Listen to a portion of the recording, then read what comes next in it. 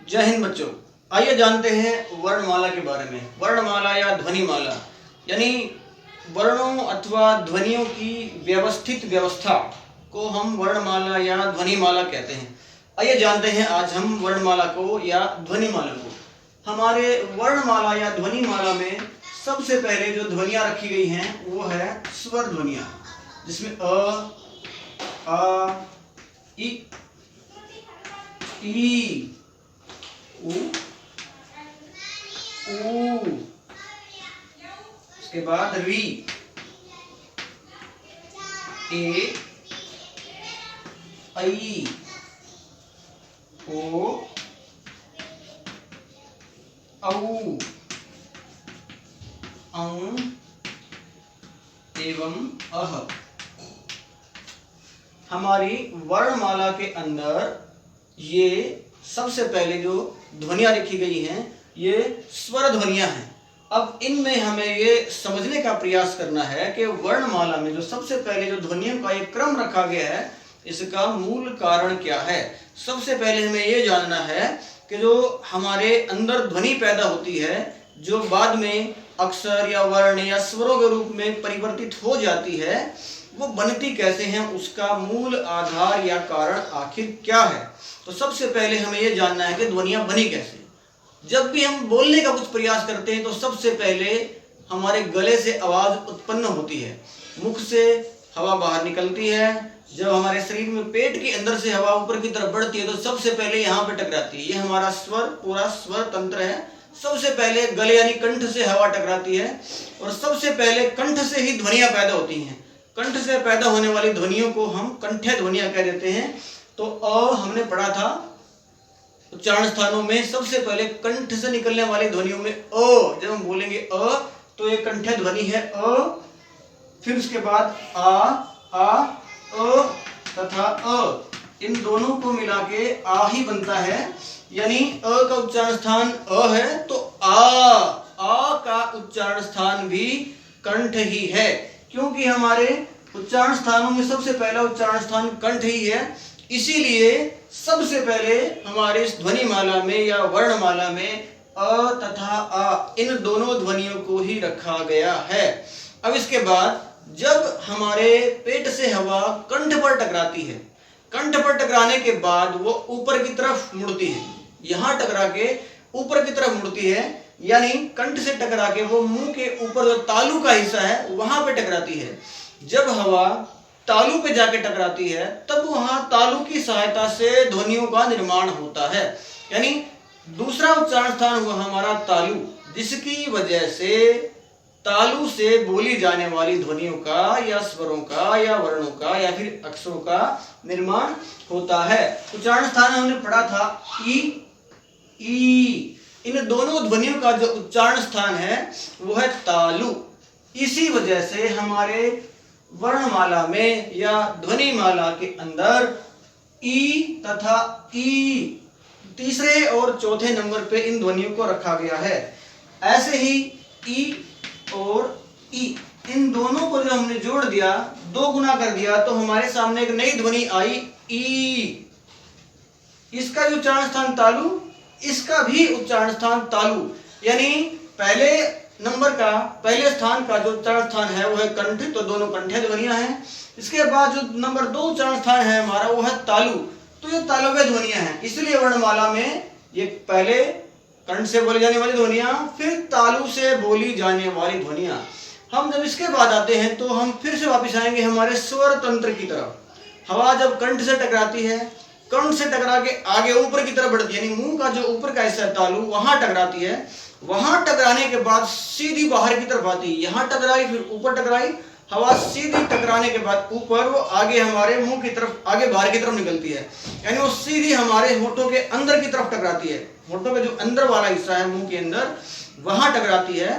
वहां टकराने के बाद ध्वनियों का निर्माण होता है। तो होठों की सहायता से जो ध्वनियां उत्पन्न होती हैं हम उनको ओष्ठ्य या होठों से बोली जाने वाली ध्वनियां कहते हैं।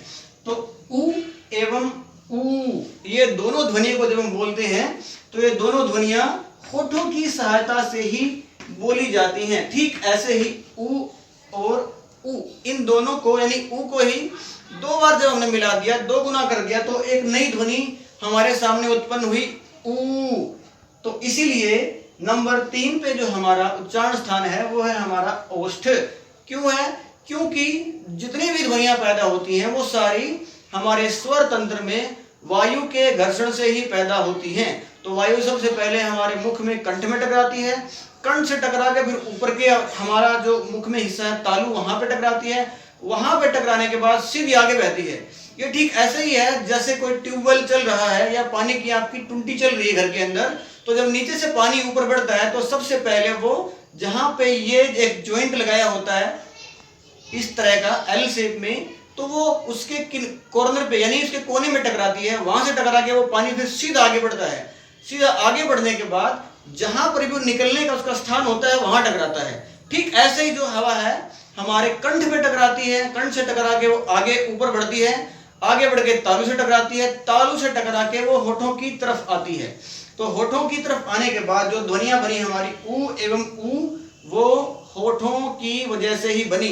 यानी हमारा तीसरा जो उच्चारण स्थान है वो ओष्ठ है। इसीलिए हमारे वर्णमाला या ध्वनिमाला में तीसरे नंबर का उच्चारण स्थान होठ होने की वजह से ऊ और ऊ इन दोनों ध्वनियों को रखा गया है। अब हम आगे बढ़ते हैं, री। अब हमने ये देखना है कि हवा अब कहाँ जाएगी स्वर तंत्र के अंदर। कंठ से टकराने के बाद तालु पे टकराई, तालु से टकरा के वो होठों की तरफ गई, होठों की तरफ जाने के बाद अगर हम जब भी इस स्थान की ध्वनियों को बोलेंगे जिस भी स्थान से है, वो कैसे बोली जाएगी? हवा की सहायता से। होठों से टकराने के बाद जो हवा आगे बढ़ेगी वो होगा क्या? जब हम बोलेंगे री, तो हवा जब होठों से टकराती है, होठों से टकराने के बाद वो अंदर की तरफ मुड़ती है।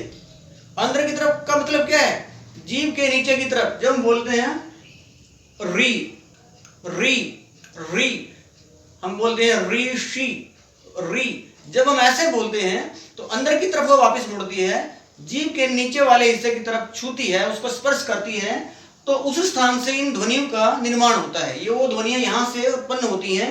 री का उच्चारण स्थान बनता है हमारा मूर्धा। अगर आपको वो सूत्र याद हो रिटूरस, तो वो मूर्धन्य ध्वनियों को बताने वाला सूत्र है। तो क्योंकि हवा होठों से टकराने के बाद जब आगे बहती है, आगे बढ़ती है, तो वो हमारे जीभ के नीचे वाले हिस्से की तरफ टकराती है मुड़ने के बाद। ये ठीक ऐसे ही है जैसे हमने हवा कहीं से छोड़ी, हवा अगर हम अपने मुख से भी हवा छोड़ेंगे ऐसे और आगे कोई ये इस तरह से कुछ पाइप ले लेंगे और आगे से जो मुड़ी हुई हो, तो उसका होगा क्या? हमने यहाँ से हवा छोड़ी, वो जहाँ से मुड़ी हुई मान लो वो कंठ का हिस्सा है, वहां से टकरा के वो सीधी होठों की तरफ जाएगी।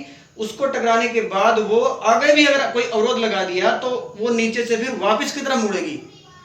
तो ऐसे ही मुख से निकलने वाली हवा जब होठों से टकराती है तो अंदर की तरफ ही मुड़ जाती है और वो मूर्धा नामक उच्चारण स्थान पर टकराती है, और वहां से जो ध्वनियां पैदा होती हैं उन ध्वनियों को हम मूर्धन्य ध्वनि कहते हैं। यानी हमारे उच्चारण स्थानों में चौथा उच्चारण स्थान है मूर्धा, और री का उच्चारण स्थान मूर्धा ही है। इसीलिए नंबर 4 पे हमारा उच्चारण स्थान मूर्धा होने की वजह से ये अगली ध्वनि होठों के बाद बोले जाने वाली ध्वनियों में से आई।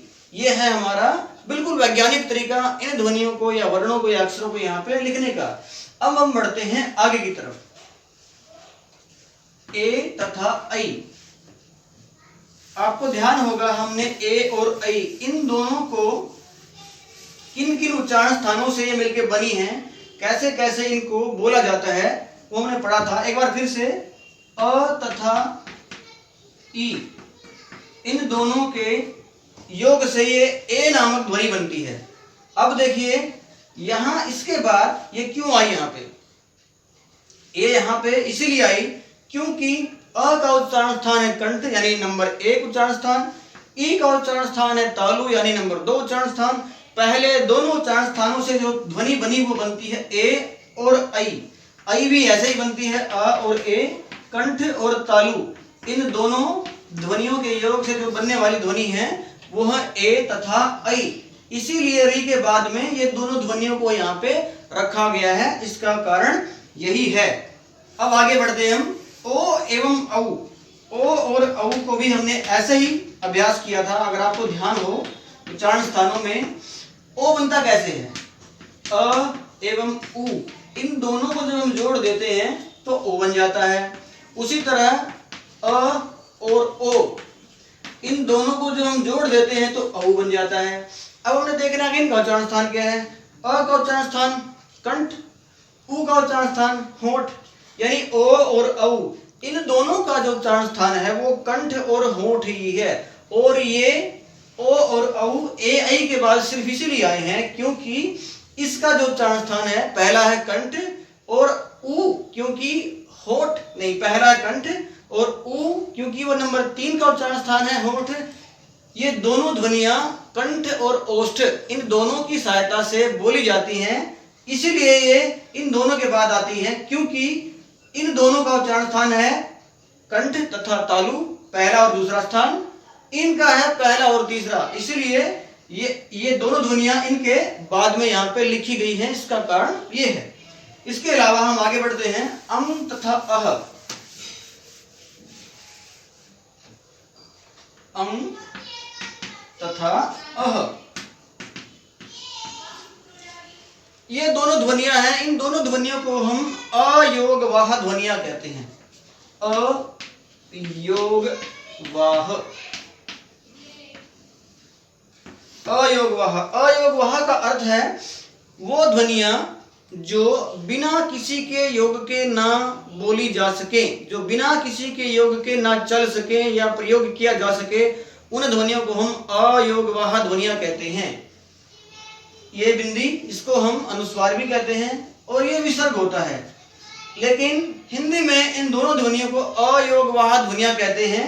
यानी इन दोनों ध्वनियों को अगर हमने उच्चारण करना है तो किसी अन्य स्वर या वर्ण या ध्वनि का सहारा लेना पड़ेगा, तब इन दोनों ध्वनियों को हम स्पष्ट रूप से उच्चारित कर पाएंगे, बोल पाएंगे या फिर लिख पाएंगे।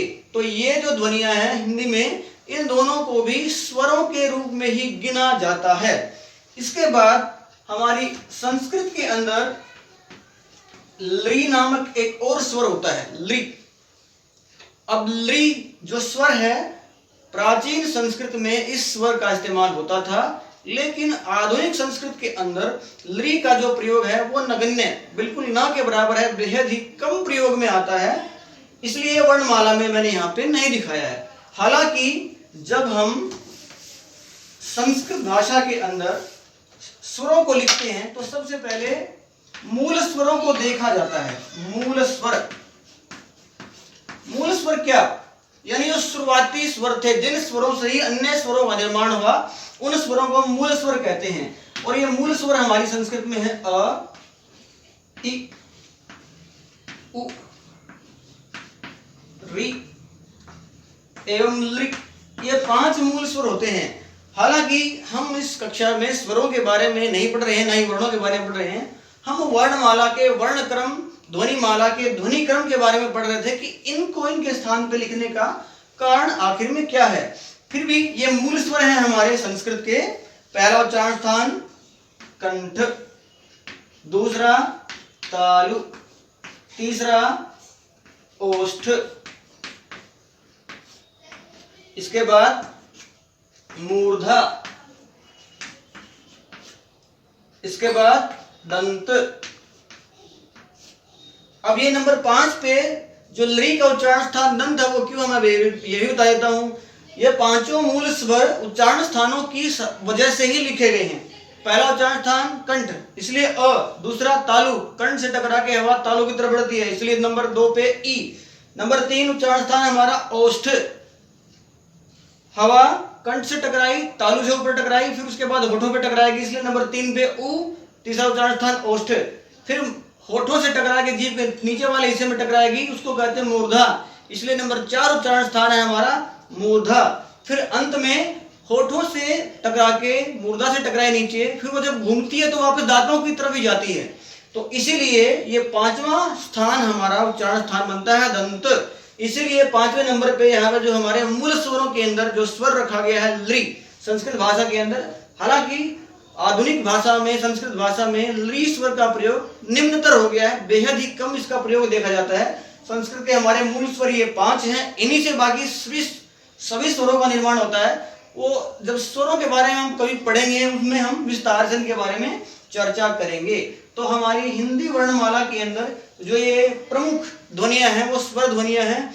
इनके वर्ण क्रम के बारे में हमने जाना, किस वजह से इनको यहाँ पे एक के बाद एक करके रखा गया है। तो आज की हमारी वर्णमाला या ध्वनिमाला के अंदर, कक्षा के अंदर आज के लिए इतना ही। फिर से मिलेंगे अगली कक्षा में। जय हिंद।